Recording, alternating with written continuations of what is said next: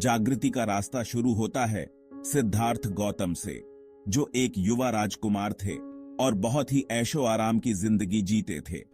लेकिन दुखों से अनजान वो जिंदगी का असली मतलब खोज रहे थे। अपने महल की चहारदीवारी का सुख छोड़कर उन्होंने तपस्या का एक कठोर जीवन अपनाया। सालों बीत गए कठिन ध्यान और आत्म अनुशासन में। इन परीक्षाओं से सिद्धार्थ बदल गए। उन्होंने दर्द, हानि और सभी चीजों की अनित्यता का सामना किया। उनकी यात्रा का अंत बोधि वृक्ष के नीचे हुआ, जहां उन्हें ज्ञान प्राप्त हुआ और वो बुद्ध, जागृत यानी अवेकेंड वन बन गए। मुसीबतों का तोहफा में बुद्ध की शिक्षाओं ने रेजिलियंस के महत्व पर जोर दिया। उन्होंने कहा कि जैसे एक कमल का फूल कीचड़ में खिलता है, वैसे ही हमारी आत्मा भी कठिनाइयों में खिल सकती है। उन्होंने सिखाया कि जीवन खुशी और दुख का एक ताना बाना है जो एक साथ बुना हुआ है। इस सच्चाई का विरोध करना दुख को आमंत्रित करना है। जीवन में सुख और दुख दोनों का स्वागत करना ही सच्ची समझदारी है। उन्होंने कहा कि असली ताकत जीवन के उतार चढ़ाव को स्वीकार करने में है। बुद्ध के अपने जीवन ने इस रेजिलियंस का उदाहरण दिया। उनके जीवन की हर घटना ने उन्हें और भी मजबूत और समझदार बनाया। उन्होंने व्यक्तिगत क्षति से लेकर दुर्भावनापूर्ण बदनामी तक कई चुनौतियों का सामना किया। फिर भी वो अपनी करुणा और ज्ञान में दृढ़ रहे। उन्होंने सिखाया कि कठिनाइयों का सामना करते समय करुणा और ज्ञान को बनाए रखना कितना महत्वपूर्ण है। उनकी शिक्षाओं ने अनगिनत आत्माओं को सांत्वना और मार्गदर्शन प्रदान किया। उनके शब्दों ने लोगों को अंधकार में भी प्रकाश की किरण दिखाई। उनके उपदेशों ने लोगों को जीवन की कठिनाइयों से निपटने का साहस और मार्गदर्शन दिया। ईर्ष्यालु पड़ोसी की कहानी में एक बार एक अमीर आदमी ईर्ष्या से भरा हुआ बुद्ध पर अपमान करने लगा। हालांकि बुद्ध अविचलित रहे, उनका चेहरा शांत था। बुद्ध की शांति से क्रोधित होकर वह व्यक्ति और भी अधिक अपशब्द कहने लगा। आखिरकार थका हुआ और हारा हुआ वह आदमी चुप हो गया।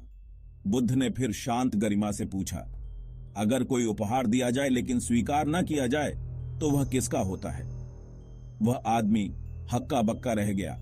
उसने जवाब दिया, वह देने वाले का होता है।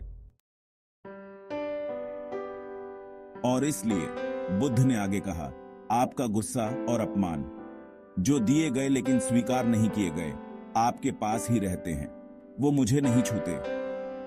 बुद्ध की बातों से वह धनी व्यक्ति विनम्र हो गया। उसने अपने कार्यों की निरर्थकता को समझा। बुद्ध की प्रतिक्रिया अहंकार की नहीं बल्कि करुणा की थी। वो समझते थे कि क्रोध और घृणा केवल उसी को जहर देती है जो उसे पालता है। उनका रेजिलियंस शांति और समझ के प्रति उनकी अटूट प्रतिबद्धता से उपजा था। यहां तक कि बुद्ध के सबसे करीबी शिष्यों को भी कभी-कभी संदेह और निराशा का सामना करना पड़ा। एक बार आनंद नाम का एक भिक्षु दुनिया में दुखों से व्याकुल होकर बुद्ध के पास पहुंचा। उसने पूछा कि इतने दर्द का सामना करते हुए हम मजबूत कैसे रह सकते हैं? बुद्ध कोमल आंखों से मुस्कुराए। उन्होंने पास के एक पेड़ की ओर इशारा किया जिसकी शाखाएं फलों से लदी हुई थीं। आनंद, उन्होंने कहा, जैसे एक पेड़ फल धारण करता है वैसे ही जीवन भी सुख और दुख दोनों को धारण करता है। बुद्ध ने समझाया कि केवल फल की मिठास की लालसा करना निराशा को आमंत्रित करना है। असली ताकत मीठे और खट्टे, सुखद और अप्रिय दोनों को स्वीकार करने में है। जब आनंद बुद्ध की बातों पर विचार कर रहे थे तो उन पर सन्नाटा छा गया। उन्होंने महसूस किया कि रेजिलियंस का मतलब दुख के अस्तित्व को नकारना नहीं था। इसका मतलब था साहस और समता के साथ इसका सामना करना, यह जानते हुए कि यह भी बीत जाएगा। बुद्ध की शिक्षाएं केवल शब्द नहीं बल्कि जीवन जीने का एक तरीका थी। उन्होंने माइंडफुलनेस के महत्व पर जोर दिया, हर पल पूरी तरह से उपस्थित रहने का। उन्होंने सभी प्राणियों की इंटरकनेक्टेडनेस और करुणा की आवश्यकता पर बल दिया। उनकी शिक्षाएं जीवन के सभी क्षेत्रों के लोगों के साथ गहराई से जुड़ी। राजा और गरीब, व्यापारी और किसान, सभी उनके शब्दों को सुनने के लिए उमड़ पड़े। बुद्ध की शिक्षाओं ने आंतरिक शांति का मार्ग, जीवन की चुनौतियों को अनुग्रह और लचीलापन के साथ नेविगेट करने का एक तरीका प्रदान किया। बुद्ध की शिक्षाओं का केंद्र अनित्यता की अवधारणा थी। उन्होंने सिखाया कि हर चीज परिवर्तन की निरंतर स्थिति में है। जैसे ऋतुएं बदलती हैं, वैसे ही हमारे अनुभव भी बदलते हैं। अतीत को पकड़े रहना या भविष्य से डरना केवल दुख को जन्म देता है। अनित्यता को अपनाकर हम खुद को आसक्ति की बेड़ियों से मुक्त करते हैं।